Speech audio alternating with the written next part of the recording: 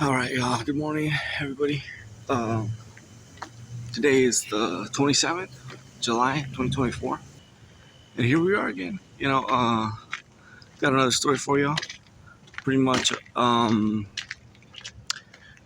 Trump and Harris, Donald Trump and Kamala Harris, finally, Barack Obama and Michelle Obama are the last people on the Democratic side to endorse Kamala Harris. There's 100 days left in the race, and pretty much what's happening is that finally Kamala Harris comes in and says that that uh, why they should vote for her. She states that before becoming vice president, she she was a lawyer.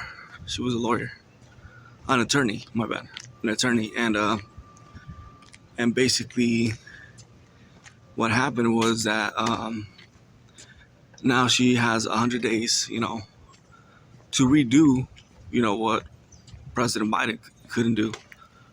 And of course, she's not going to get the 100%, so basically she has to get, 60% and hope, that everybody votes for her with her 60% presentation. So as you can see, former President Donald Trump basically had something to say about that. Basically, he's been having his RNC convention all around, the United States, and basically he started super early.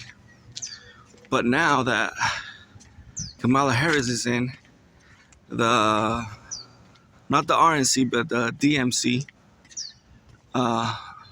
the DNC convention is gonna happen. So the Democratic National Convention is gonna happen, and it has a larger population. There's 4,000 something members in the Democratic convention. So wait until that kicks in, and so far Kamala Harris has raised about $160 million to the party.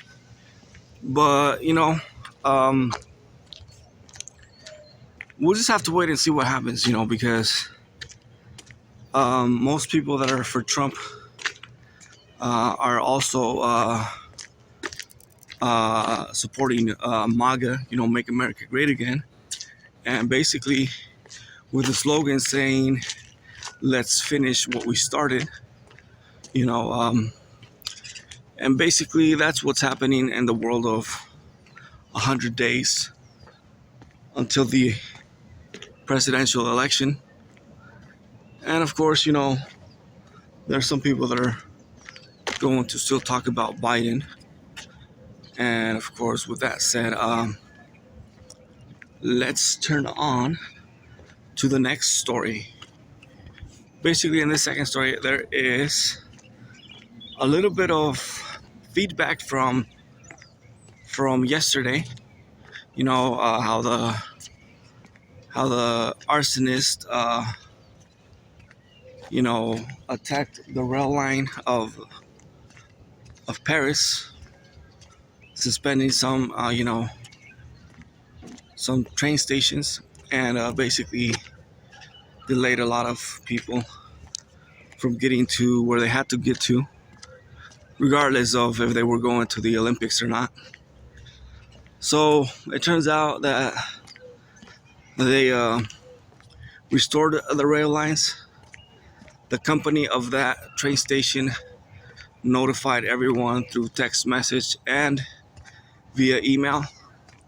So there's nothing to really worry about, other than, you know, basically what's happening is that it was a really good opening ceremony, so it didn't really delay anything. Sidetracking real quick, you know, it was, you know, taken out of the stadium and into the city.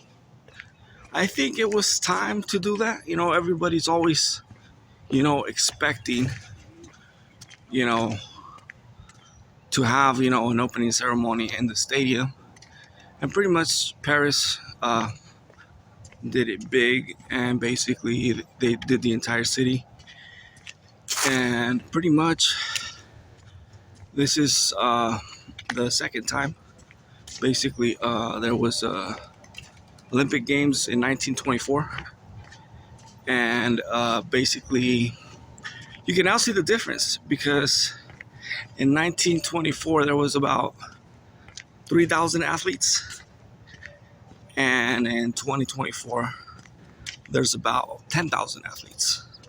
So you can see the difference, you know, 100 years later, how the Olympics have gotten better. But the point is that, you know, everything, you know, got covered. You know, I'm pretty sure that the people that planned this took forever to plan something like that. I mean, because imagine, you know, you're planning something in a stadium. You know, you just make a little parade and have everybody go in order. But now you have to, you know, for that opening ceremony, what you had to do now is a little bit different. Basically, you have to, what's it called? You have to,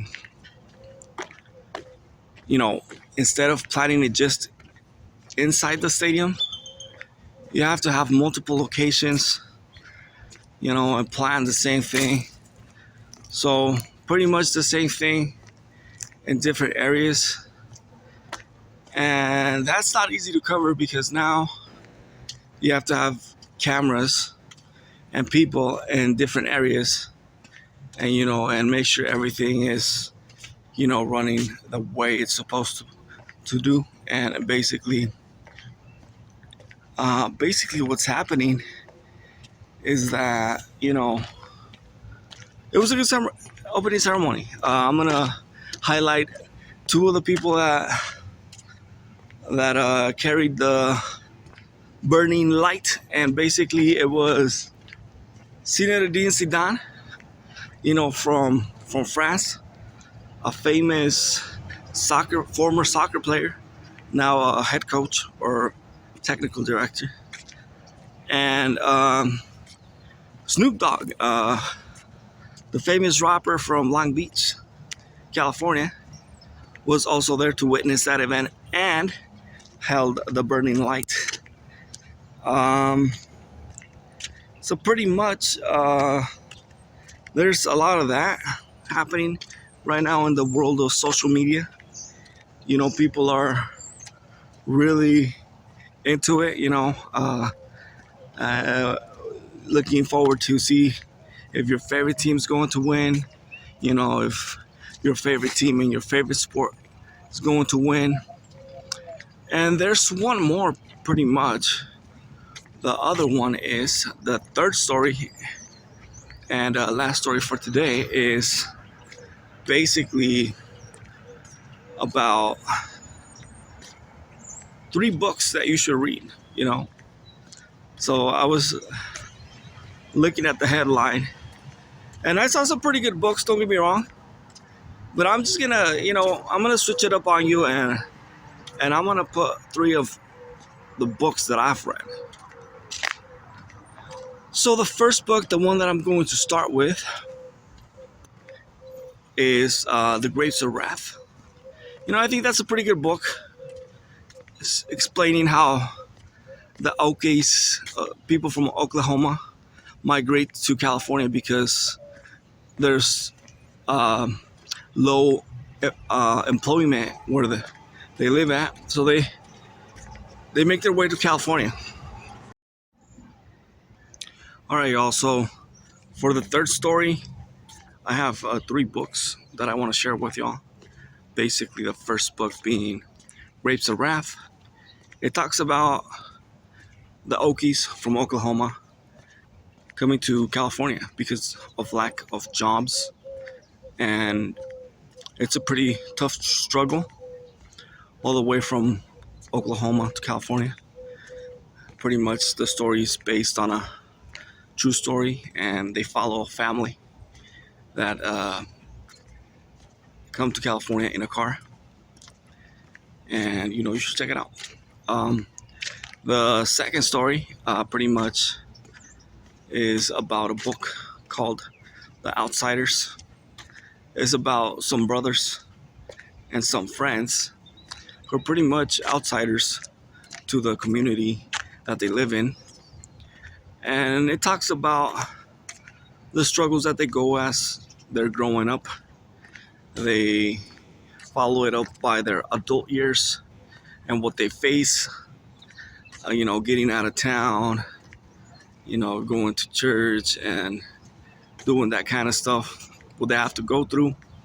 It's another good book that you should check out. And the third book is also a good one. It's pretty much called The Power of Habit. And in The Power of Habit, you will learn different scenarios and how the power of habit affects certain people, and how they get better and how much you can get better through practicing a habit. So it gives you multiple scenarios of that.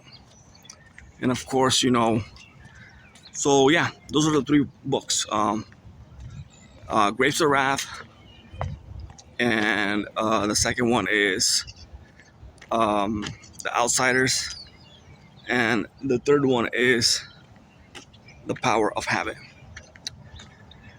And don't forget to look both ways when you're crossing the street or the avenue or the drive, wherever it may be, boulevard. Make sure the pedestrian sign is on. And not just that, click like on the video, subscribe to the video, or to my channel, and basically comment what you think down below. Let me know what you think. And with that said, it's until next time.